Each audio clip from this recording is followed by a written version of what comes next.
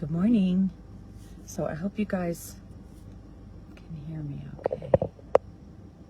I'm having to set my phone kind of funky and I want to make sure you guys can hear me. Where's the microphone at on this thing? All right. So I want to talk to you guys about something. Okay, so yesterday, Renly and I decided that we wanted to go swimming in our little pool. And I better wait just a minute. Hi, Jeanette. So we decided that we wanted to go swimming in our little, I have a pool in the yard. It's not too fancy. It's 4.5 feet by 20 feet, 18 feet across maybe. It's just a little round pool. But it's rained a lot and we've had a lot of heat. And so the filter just doesn't work as well as it should. And the pH in the water is not what it really ought to be. So we went out to the pool. We took a look at the pool. And it's really murky. I mean, it's really, really cloudy and kind of green in spots. It was pretty gross. And, and so God just gave me this image. So, first of all, we didn't get in the water. We got in the water and then we decided, no, we're not going to stay in the water. So we got out of the water. So we're going to treat the water first and we're going to get it nice and clean and clear. And because everybody wants to have nice, clean, clear water to swim in, right? And God just gave me this vision this couple of days ago.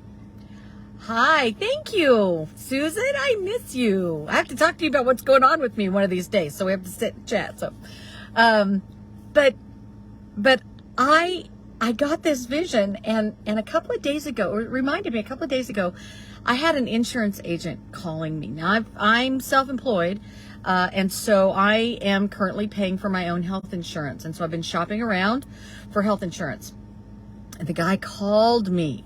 And said, hey, let's do your application. Let's talk about what we want to do with your insurance. And I said, okay. And so we visited and he said, look, I don't want to offend you. Beware of men that start a sentence that way.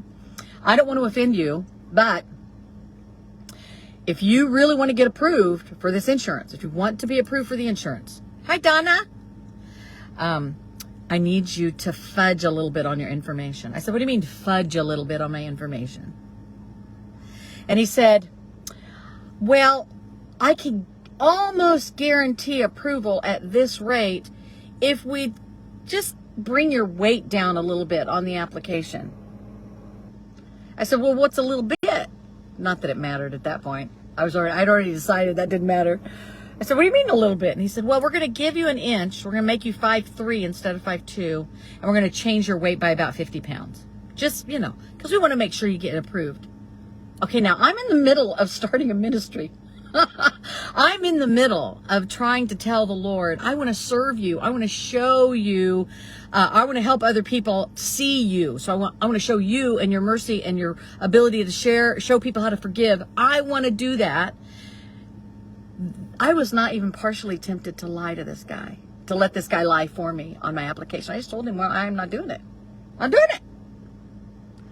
That's murky water.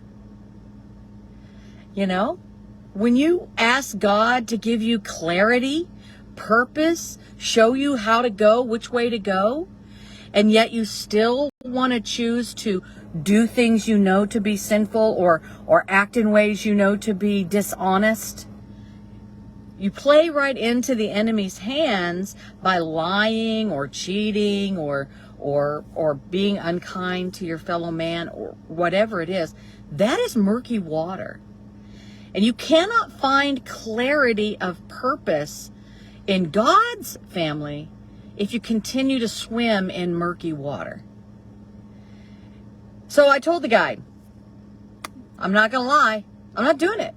And I said, this may sound crazy to you. I'm sure everybody else out there wants the cheapest rate on their health insurance, and I get that.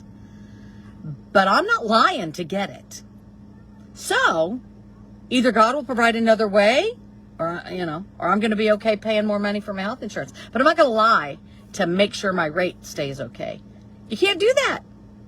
You can't profess your faith and ask God to use you in the lives of others and still want to swim in murky waters. And so, what do you know? I am paying a little more for my insurance because we found a way to be guaranteed. I found a way to be guaranteed, but I didn't have to lie to get it. And for me, it was far more important to be able to stand before God and say, I'm being honest with you. I'm going to be honest and just trust you with the outcome, than it was for me to save a couple of $100 a month. Which, believe me, I could have used the savings. I'm not sure where the money's coming from to pay for the health insurance. It's coming. I just don't know where it's coming from. But you can't stand before God and say, please use me, please use me, please use me. Build my ministry. Help me reach others. Let me evangelize. Sure. And still swim in murky water. You can't ask for clarity of purpose and swim in murky water. And I have to wonder how much more effective we would be as believers if we would walk away from the murky waters, walk away from all those little sort of sins, that stuff that's not that bad. I'm going to lie on my application about my weight. I'm going to lie on my application for my life insurance, my health insurance, or whatever. I'm going to speed a little. I'm going to break the law a little. So now we're stepping on toes. But be clear. You can't ask for clarity of purpose. You cannot ask for clarity of God's plan. You cannot ask him to bless you because he's not capable. He's not capable of sinning in order to bless you while you're sinning. You see what I'm saying? You're picking up what I'm putting down? So, for those of you that don't know, I've started a Bible study. It's called, my insurance will go down. That's right. That's a good point. Very good point, Jeanette. Thank you very much. I did tell the guy, hey, I'm a lot smaller now than I was 5 years ago. That didn't really seem to matter. But anyway, so I have a Bible study that's going to Kindle Publishing next couple of weeks. It's called Discarded. It is the diary of a discarded daughter. And dealing with fatherlessness, and how that impacts your view of your Heavenly Father. Because your earthly fathers don't behave, you kind of have a tinted view of what your Heavenly Father's like.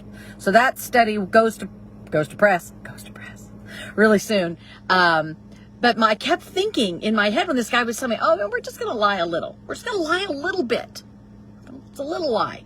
You're not that heavy, you're this heavy, and you're not that short, you're this short. You're actually this tall. So we can get you these spray. And I felt the Spirit of God say to me, I know I sound like a prophet. I felt the Spirit of God say to me,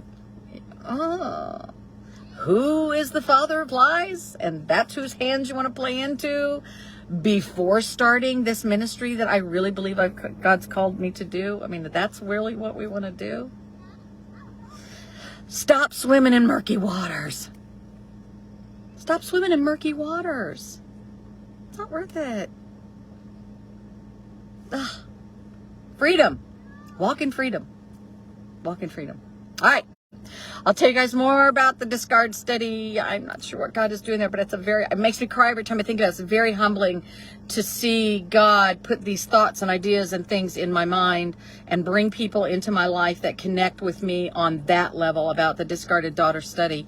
Because it's not something I've put in motion. It's something that I really feel like he has put in motion. And it's humbling. It's very humbling. But you don't want to be swimming in murky waters if you're asking God to give you clarity, right? So, all right. Have a beautiful day, you guys. You know I love ya.